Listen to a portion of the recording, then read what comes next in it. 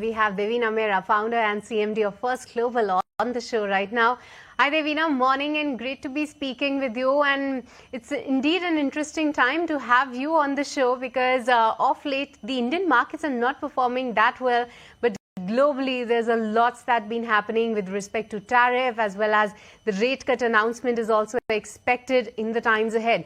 So Devina, let's start with the global setup right now, because you have always advocated that one should not concentrate your portfolio in one geography. With respect to the tariff announcement and what the global sentiment is like, help us understand, where do you believe the outperformance can be through, and which markets are looking good to you right now?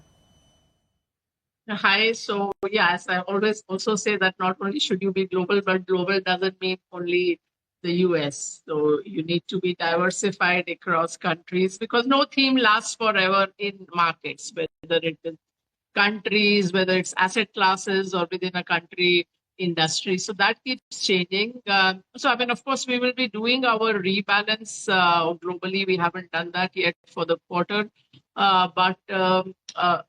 Where we are positioned currently, we are somewhat underweight the US. So since January, we have been underweight US. We have been overweight Europe. China, we had been overweight even earlier. And India, we have been slightly overweight. So broadly, that's been the global thing. And of course, there are individual countries that look good and all that. So, but as a broad thing, Europe has been outperforming the US, so that's been one big trend. And maybe China, after years and years of being in the doldrums, because must have mentioned that statistic sometime or the other, that the Chinese market made its previous high in 2007, and GDP went up 6 times, and that high was not taken out. So that was also a setup. Tariffs, of course, there's been some agreements that they have come to, and also, like, for example, all this thing of Japan investing X amount into the US. Ultimately, Japan will say this is all individual company decision. So I think you're just kicking the can down the road on that. And ultimately, the markets have decided it is business as usual. Right, Devina, hi morning. This is Nehi also joining in. Surprised to hear that you're underweight US right now, given the kind of upswing that we've seen as we get more and more clarity on the tariff front. But Devina, if you're underweight US right now, where globally are you placing your overweights at the moment? That I mentioned, that we have been, since January, we've been underweight US and overweight Europe. China, we had been overweight from last year itself. India, we are slightly overweight. So, and Europe has outperformed the US quite considerably this year. Okay, Devina, point taken. When you say overweight on India, I want to understand what's looking good, because traditionally at a time like this, when there's so much uncertainty, we're always advised to take a look at blue chips with the whole get and forget mentality. But right now, in terms of earnings, even the blue chips aren't delivering. Where would be a safe space in the Indian market right now? So when I said we're only slightly overweight India in our global portfolios, not by a massive amount, but I was smiling at the buy and forget, because in the markets there is no such thing as buy and forget, because the definition of a blue chip changes all the time. So you look at the history of both the Sensex and the Nifty, and you look at which companies were there at one point and where they are today. I mean, I've mentioned this if you look at the original Sensex list, you had all the Thapar Group and the Scindia Group and the Mafatlal and Hindustan Motors, which used to make Ambassador cars, or Premier Automobiles, which used to make those old Fiat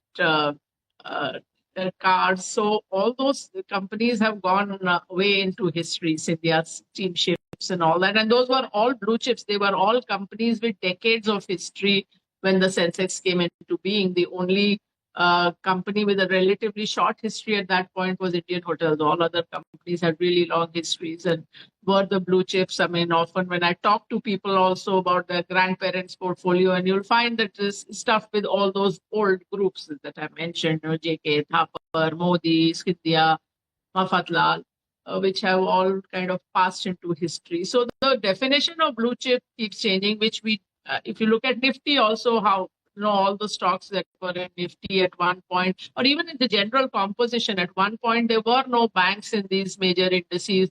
Now, banks and financials are the biggest weight. At one point, toward the end of the 90s, all you talked about was PSUs. There were so many PSUs in these indexes: MTNL, BSNL, BHEL, ONGC, Indian Oil, HPCL, BPCL. I could go on, and then there came a phase when you forgot that you can even invest in PSUs, that they are listed companies. So all these are phases in the market. There is no such thing as buy and forget particular stocks and just wait for 20 years and you will be rich.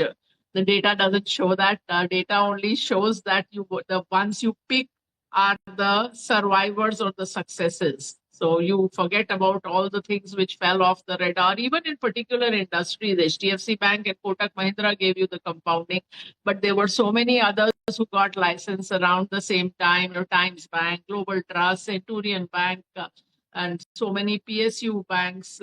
Yes Bank went through such a big problem.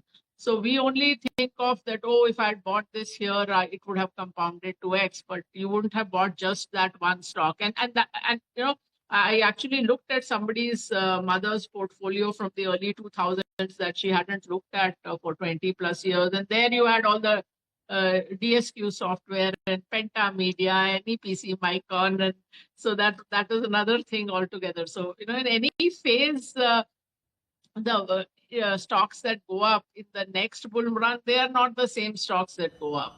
Right.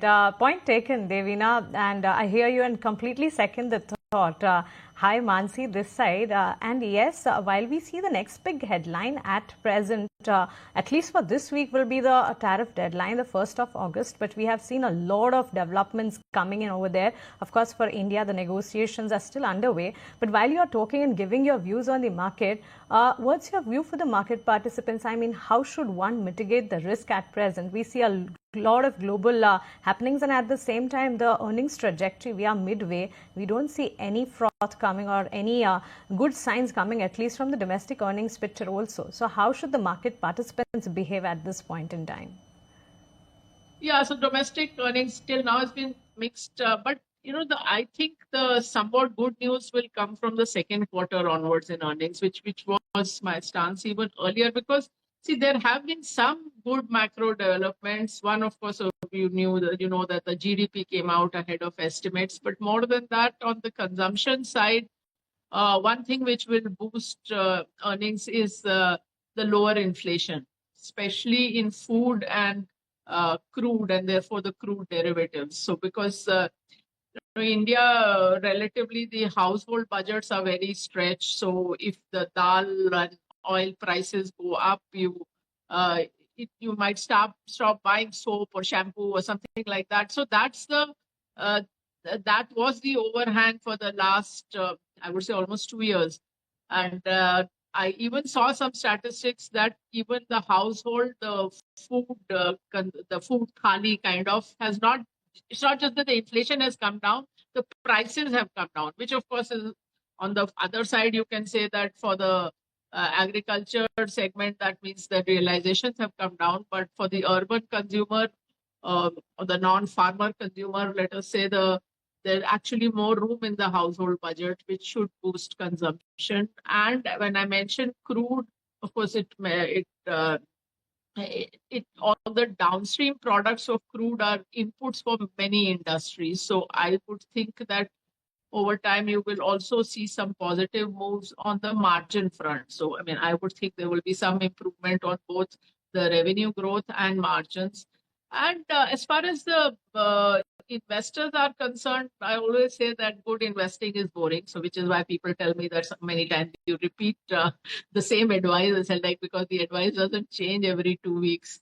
And which is that never be 100% invested in equity, but whatever is your equity allocation, most of the time it makes sense to be invested, because when people are asking these questions, that there's uncertainty and fear and all that, typically that's when you might get a very sharp up move in the market that you miss. So on the other hand, of course, there is I'm not saying the market cannot go down from here and there is no downside, but you always have to look at the risk reward that